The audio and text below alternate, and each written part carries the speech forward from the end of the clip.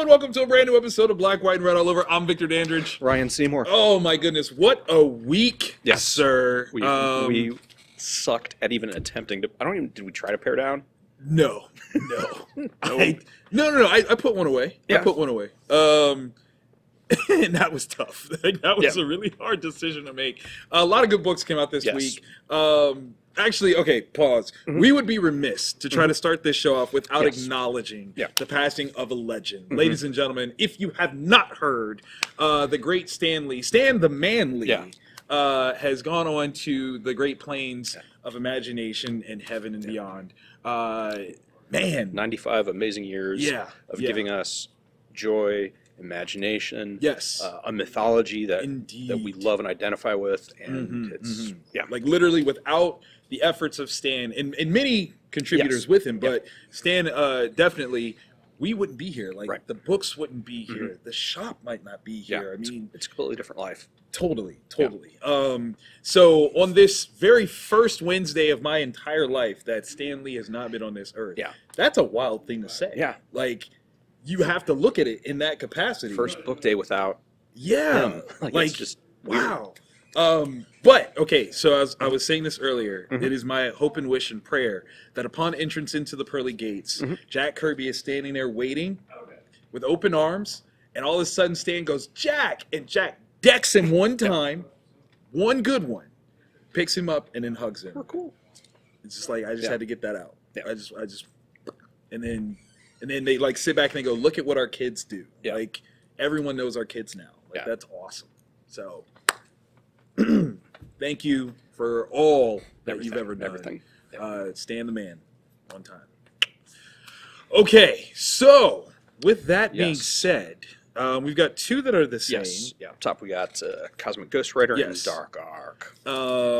Where do you want to start? Why don't we go with Superman? Because that's the one I have not had a chance to read yet. So, Brian Bendis, Ivan Reyes, when I first started this book, I was like, did I miss something? Like, wait, I know I read issue 4 of Superman. What is going on here? It starts off with like a very interesting sequence that is not necessarily current. All right. So it threw me off. Okay, where we have been. Roggle, you know what I'm talking about, has made way for the... No, he didn't do that. The Earth has been transported into the Phantom Zone, and he has made arrangements with the other like Kryptonian criminals that have been shoved in there to destroy Superman. That's a problem. You know, there's a few people that might have an issue. Supes has orchestrated possibly getting the Earth out last issue, and we see whether or not that worked in this one.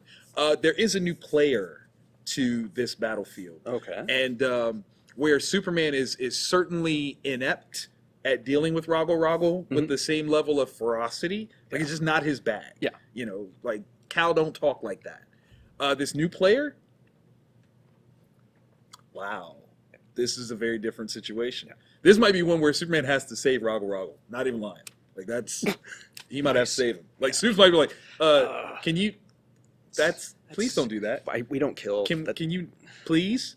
Please don't kill him. Don't kill him. I have questions that I want answered. Please don't kill him. Do you know? Do you want to know who it is? I'm not even going to tell you, just in case they're listening, because I know you guys are. Wait for it. So, that would be... that's a different conversation. I'd feel like that person... Rockle's going to be like, I kill Crypt. Please stop hitting me. Like, that's... because you've got all of that power, and then also a lot of motivation. Know-how. A lot of that. A lot of that. So, I have to admit, this gave me 10-year-old Victor chills. Like, I was like, oh, so that's where we're going. Oh. Next issue, please. Then thank you. Okay, so what was the other one that you read? See, I went Alien 3. So the original script for that movie was written by William Gibson. If you're not familiar with his work, Cyberpunk, he wrote Neuromancer, which is one of the all-time great books in my opinion. So he came up with this concept that was loosely utilized for the movie. But this is the adaptation of his actual script. So wait. Was the prison planet? Yeah, that was not his original thing. Wait. No Prison Planet. Do we get bald-headed Sigourney Weaver? Not yet. Okay. Yeah. So I don't even think without spoiling anything, it's a much darker. Because I mean, Alien's pretty dark. Yeah, it's pretty dark. So I'm like, you're like, it's much darker. I don't know if I want to read that. Then. Yeah, that's kind of scary. Yeah, as the words come out of my mouth. I mean, spoilers. This movie came out 20-something years ago. Yeah, so been a while. Spoilers. Yeah. So, Newt. Yes, Newt is there. Okay. Oh, I'm trying. Hicks. Okay. There are definitely some survivors. There is a much heavier hand of the Weyland-Yutani Corporation in this, so it's a little bit more of that angle. Yeah, I absolutely love the first issue. I cannot wait to see what the rest of the plan William Gibson had for what this would have been. I didn't know that there was this big difference. Yeah, it's something I'd heard about, but I never really. Yeah, and here it is. Who's doing this? Is this Dark Horse? Yeah, Dark Horse is doing it. It's being adapted by Christmas, last name Christmas. Okay, so it's Christmas really come early. Good. Hello. Are you a fan of the Alien franchise? Yeah. What is your favorite Alien franchise? I'm curious about that. Like, yeah, that's tough. Which one would you say is the top? Are you a Predator kind of person? Are you Aliens, the new stuff, the Covenant and all that, Prometheus? Where do you fall? I know where I fall. What's your favorite? Alien, the first one. Word. Because it's a horror movie. It's a horror movie that everybody thinks is a science fiction movie. That's true. But it's that's so claustrophobic. Oh man, it's just wrong. For me, it's Aliens. That's a great movie. It is, dude. Because when they changed gears, and it's an action movie, but it's an action movie with the spin. It's like one of the first ones with this woman who is like the main character and not a damsel in distress. Yep. Oh, game dude, changing. James Cameron, man, he did that thing. Yeah, I'm a huge. Now I'm gonna have to go home and watch that. I mean, no diss to Alien 3. Yeah. You know, Fincher, you did a great job. Like I think it was one of David Fincher's like first movies. Yeah, I didn't dig it though. Like I rewatched it again recently, and I was just like, it had scenes. Yeah, there were moments. The part with the aliens right here, and she's like face like that's iconic to me. Like that's definitely. But you know, and you had Rock in it. Yeah. How many people know Charles S. Dutton is Rock? There's a couple. I might be aging myself right there. Oh well. Yeah, there's a lot of things when it was first coming out. I'm like, oh, Rock, yeah. Like I loved him from the show, and then I'm like, he's doing a great job for what he's been given. I mean, is it a far cry from Aliens? Yeah, it is. So okay, that's fair. I'm curious to read that now. Yeah, it's really solid. Okay, all right. Jump on your train on that one. Where are we going next? One is an end. The other one is definitely the beginning of like, what the heck were those things at the. Let's go cosmic. Okay. I was not ready. No. It got real and real good. Yeah. Yeah, it very much was Frank. Yeah. And him seeing where his decisions have put everything. Yes. Now, the thing that has me, Donnie, let us know if we're right or not. Are we declaring that a cosmic-powered Ghost Rider has the power to defeat the person that he defeated? It sure looked like it. It definitely looked like it. And from what I've seen and read in different tweets and in articles, this actually is canon. This isn't like some pocket universe. This is like the real 616. I mean, because he is on the cover of upcoming Guardians of the Galaxy, and I have to admit, if that dude is guarding the galaxy, we're safe. We're pretty good. We're safe. I don't see too many people knocking on the doors being like, hey, we're going to take you out. Like Annihilation Wave? No, not even. He's faced that already with the Silver Surfer, wielding Mjolnir, and he survived-ish, kind of. I mean, no, he didn't, but whatever. More or less. He got better. Yeah. Okay. He was like, he died, but he got better. It's fine. Like, it's good. Back teen. Yeah. Just sprinkle some Windex on it. He was fine. He came back. Greek wedding. This is I love the circular aspects of the inevitable in this. That's the part that you're just kind of like, dang. Yeah, you just can't escape it. You just can't, man. You just can't. Yeah. Which version of Death is your favorite? Marvel's or DC's? Probably Marvel's. Yeah? I have to go to that. Okay, okay. There's something like I love DC's like Neil Gaiman's version of death. Like I just do, and I don't know why. Like she's someone who I would get coffee with. I wouldn't get coffee with Marvel's death because I feel like the moment I do, I'm definitely gonna die. Yeah. But DC's would be like, no, you're cool. I'll see you in like 20 years though. And I'm like, wait, what? And he was like, nothing, nothing. I was just playing. Enjoy your latte. Right. And I'm like, you know. But I feel like Marvel's death would just be like, are you enjoying that? Because you're dead. Drink it like it's your last. That would be like, the longest cup of coffee. Dude, I'm telling you. Like, I would just put the cup down like, it's cold now. I don't want to. Water, please. Like, I feel like she's that manipulative. Oh, yeah. And we see that. Dude! That scene. Do we ever? Oh, I've never hated her before. Yeah. Like, in this moment, I hate her. Like, all the other stuff, I was like, okay, that's just the anthropomorphized incarnation of this concept. Like, no, you're a manipulative, evil thing. She is wrong. Okay, I need Hela to come up and slap her a little bit, like, I'm your goddess. You don't get to do that. But one of the things, that particular scene, that means she had to have known when and what, and was just sticking around to rub that in. Just waiting. This was a great ending. Yes. As a series, literally, Cates' run that has touched Thanos and this Cosmic Ghost Rider has been revolutionary. Yeah. I literally would read offshoots of everything. Yeah.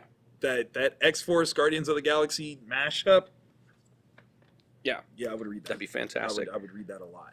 Like a whole lot. Yeah, because you could do an entire story of them planning, like, okay, we know this is going to happen. Let's get everybody together. Let's go. And then they get... Dude. This trade's amazing. That's absolutely brilliant. Yeah. Definitely one that's going up on the shelf. I need it. So. Oh, yeah. Very, very cool. Dark Arc. It's so good. AfterShock. Dude. How do you have a story that's on a boat be so complex and rich? Like, how do you... It's not easy. It's not. And it's not even the Love Boat where it's just like this recycled storyline over and over and over. It's brilliant. The way that it progresses, the time. Okay, that's a spoiler. I can't say that. Right. Because I was thinking, with that. I can't really say that. The references, the biblical references, and the presumption of how we get there says it all. Yeah. Like, this is a story that we've known our entire lives. Clearly 40 days. Right. Mount Ararat. Go. But this angle, wide open, man. Yeah. Like, it's literally something where you're just like, this is untapped material and has been forever. Yeah.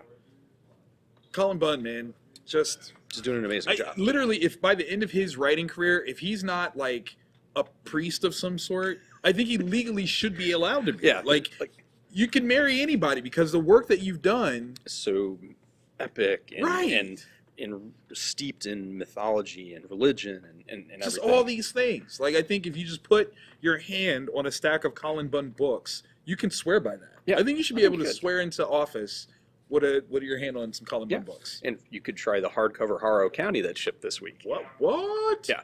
Did I see Brothers Dracul in a softcover over there? Yeah, this week.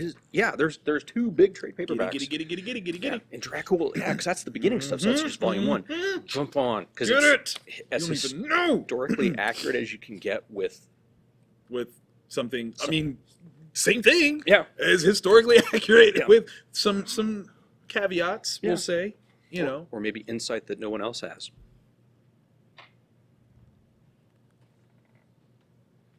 And on that note, I think it's time for some honorable mentions. Did we read anything that was the same? Jook Joint.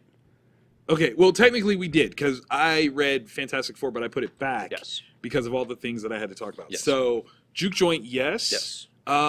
Where do you want to start? Do you want to start with Jook Joint? Let's do Murder Falcons. That's the one that I, in my 11 concussion wisdom, missed. Even though the freaking album cover is an Iron Maiden one, Somewhere in Time. Epic. One of the best songs off that is Wasted Years. You see my face, yes? Yeah. You see my face? I suck. This is the joy face. Let us say without spoiling, you've made a mistake. A grave error. That's what I thought.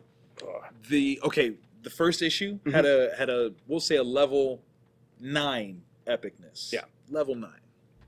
This 15 easy. Cranked up. Cranked up. We get character, growth, right? Yeah. We get personal relationship like interaction. Okay. We get a new player. Really? Yes. And Murder Falcon ain't alone. Oh, is that a base? What? Is it? Maybe. Oh, dang it. Shut up, there's no bards. Oh. Just a quick flash. Just a quick flash, baby. Look at the regret on his face right now. Please don't be Ryan, okay? Don't be Ryan right now. I don't even want to be Ryan right now. If you guys don't grab this, and again, this is just issue 2. Yeah. Deuce. A lot of fun. That's That's one of the most metal animals.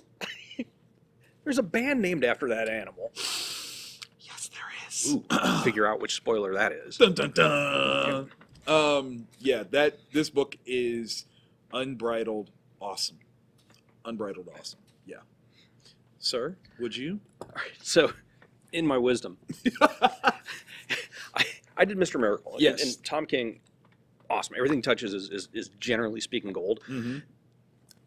Maybe I should have read Murder Falcon, but so this ends. You're right. The Mr. Miracle story. I mean, I understand why you chose it. I don't know what happened. I have no freaking clue. So here you got to read it all together. That's what it is.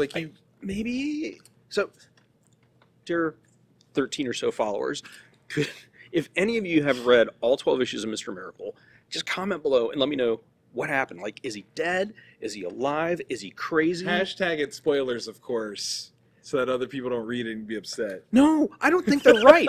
Nobody's going to be right unless they're Tom King. Just somebody. Well, Tom, if you want to come through and tell us exactly what's going on with it, I might ask him. Because I want to know. Is he alive or dead? Hashtag Mr. Miracle number 12. Is this one of those things where I'm just I got pretty good scores on my ACTs, but I'm still not smart. Is it just over my? I don't know. It's the end of Lost. Yeah, that's what it is. Oh, I invested so much time in that show. Even Jeremy's looking at me with disdain. I'm sorry. I'm sorry. I'm sorry. What, you sicko? You said it's his favorite show. It was, really? It was so good up until... With the plane flying overhead, and you're like, yes. And how, the Fringe universe almost was the same. I have watched the entire series. He's watched the entire series, start to finish. 5 times. 5 times, ladies and gentlemen. 5 times. Okay. All right. Hands off, dude. Hands off. Let's keep the metal going. Yes. Hit Girl. This is such a fun series. It was a pain to figure out where I was going to put it, right? Yeah. And the only reason why it doesn't go up here on the actual rack here is because as a second piece, stuff happens, but it doesn't move the story forward in huge leaps like these other books kind of do. So that was the key piece. Hit Girl as a look into the father-daughter story type. This is gonna hit people in some feels because this one, what happens if it goes in the other direction? Yeah, that's the question. Ooh. If it's in the other direction, what happens? Yeah. I can't say anything else without spoiling, but I will tell you the most brutal villain that I think I've ever seen. Forget Valencia. It's this nun lady. She is. Woo! We thought it was bad last issue when she killed the dude for getting the recipe wrong.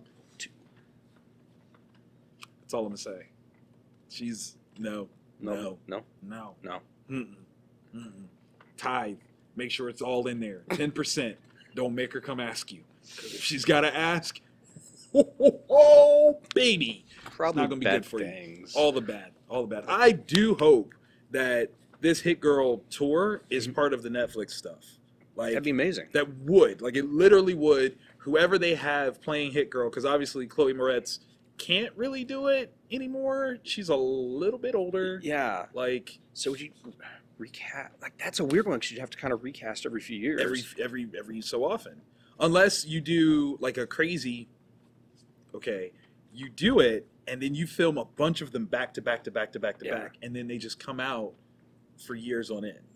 It's a thought. I mean, some young actors could be paid very well for a long time, and pew, kickstart that career. Yeah. So I'm just throwing it out there. I wonder who I would. It's a toughie. I don't know. I don't know young actresses like that. Yeah, I'm kind of the same. It would probably be somebody from the Disney Channel, just so they can get out all the cuss words that she. That they just they're like a pressure cooker. All that angst, just let it happen. Like that would be funny to me. And then they still try to be on the Disney Channel, and Disney's like, no, no, we have Netflix. Yeah, it was like we Disney Plus now. We don't need you. And you're like, okay. Crap, whatever. Firefly. Yes. Okay. So this takes place before the Faithful of. Let me backtrack. Yeah. So Firefly is a television show that was very short-lived. You're backtracking that far. Yeah. I wasn't okay. Because there are people out there that might not even know this. There's kids out there that were born after this. That's how old. Wait. No. You're saying that there are kids that are born into a world where Firefly already exists, and you think that they don't know what it is? They're what out sort there. of brown coats are we raising out here? Right. Like, what? What? Tight pants. Can't keep the sky from me up in this piece. Mm-hmm. Shoot. Oh. This takes place in between the television series and the movie, because of the very first sequence with Wash is in it, and he's alive. Okay. So so that trauma is not there. Got you. Everybody's still around, and it's just real cool. It's going to be I think a 12 issue. Greg Pak is writing it. Okay. And a name you can trust. Right. Writes amazing stuff. Not World War Hulk. No, did he write World War Hulk? Yeah. He did World War Hulk. He did Planet Hulk as well. Yeah. Did a run on Superman. And the group is being hunted down. People have figured out who they are. Oh. And so they're kind of hiding, but they're trying to get money to repair their ship, which they incurred in this.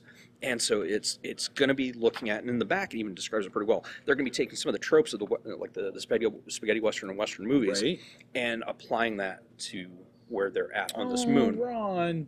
Yeah, so it's something I really, really dug. If you're a Firefly fan, Serenity fan, I think you'll really, really enjoy this. And also if you're a fan of westerns.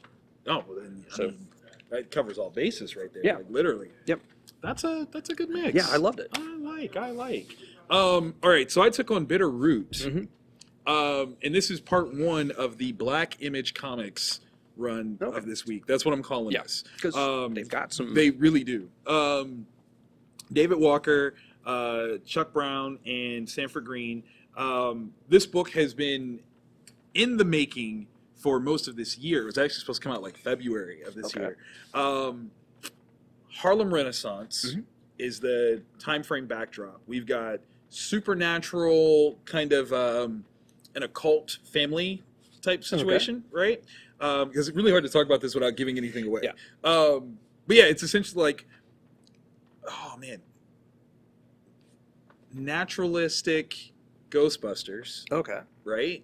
Fighting eternal evil, but like using herbs and different methods like that to kind of get, to free spirits and whatnot. Yeah. So the Bitter Root, possibly, as I'm understanding it, being the human condition, the way that we treat people and how that feeds into this negative energy and all that stuff. So this one's kind of a fun one. It touches on so many different things. I mean, from black culture to like I said, the occult. Yeah, you got a range of stuff. Yeah. So it's not too bad. Can we jump right into this? Yeah, because it segues really, really well. It really does. So part 2 of Black Image Comics, because literally predominantly black creative teams. You've got aspects of the supernatural. Yes, very, very, very supernatural. Yeah, and literally, like, what cracked me up is this actually has ads for Bitterroot in it, and then 1975. So I was like, this is the Black Image era right now. Like, this is what this is. So Jook Joint number 2, T. Franklin, Aletha Martinez.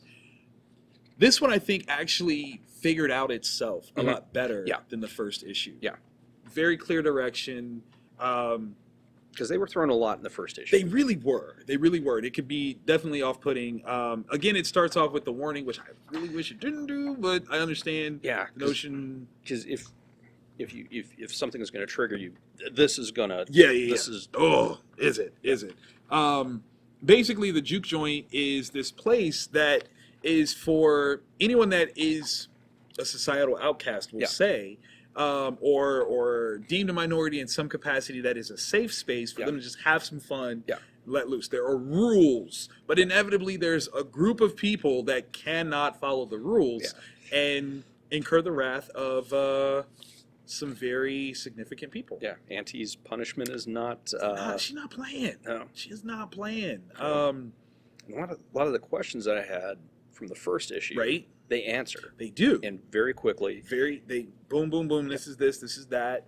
Like I said, this one, I think, this actually establishes the whole universe better than the first issue does. So if you found the first one a little bit too heavy, issue 2 kind of has a slower pace, but a better, flow to it all. So I'm very, very curious as to what Heloise is gonna do, what her place is actually gonna be in this. Because she's got a very big decision. Yeah, because depending on which direction she goes, does that leave one?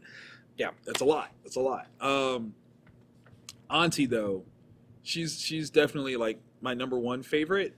I'm trying to think who might be my #2. That's a toughie. It is. Because they're each of the... I almost said what they are. Each of the characters have very different, very real personalities. Very, very much so. I don't know. I have to think about that. Yeah. But again, if you guys are taking part of the Black Image Comics Renaissance right now, let us know if we should be reading more, because I think you read the first issue of 1975. Yeah, 1975. And you dug that one. Yeah. So Farmhand, which is just great. Yeah. So let us support these things, because we need to have more voice. We need to have more voice, and it's very interesting to see where these different things go. I know that recently there was Black Comics, I don't want to call it a giveaway, but that's, for lack of a better term, that a lot of indie creators had taken part in, and I think this stuff should also be supported and included in those kind of measures. So definitely check those out. If you have anyone on your upcoming holiday wish list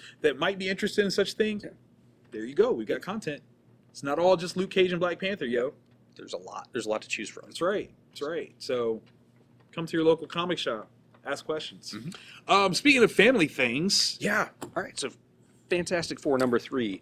It felt like forever. Dude, it was forever. Like, literally. Yeah. And somehow, like, issue 5 is going to be out, and that's going to be the wedding issue, and that's going to be sometime in December. Okay. So we'll see. So we got another issue coming, like, really quick? Yeah. Like tomorrow? Kind of like time. Really, like issue 4. Issue 4, boom. Fantastic 4. I'm sorry. I couldn't help it. I couldn't help it. I tried to hold it in, and it just wouldn't. You can't. What I appreciated here was the very Reed way of solving this problem. It was a very Reed way. In fact, what it ultimately reminded me of is Mark Miller's run on Fantastic Four. And I'm trying to think of which particular thing. Like, it could have been in the very first arc, where he realized that this big indestructible, weapon was designed to not fight him. Yeah. And that, he just knew that was going to be the case. Yeah. That's the vibe that I got from this. The only poo-poo that I have is that, with the focus being on the key 4 and their immediate affiliates, I feel like the guest stars were somewhat wasted. Yeah, a little bit, because it was a little bit like, here, go do this, and then a couple panels of them doing it. So that's like the only downside. That was it.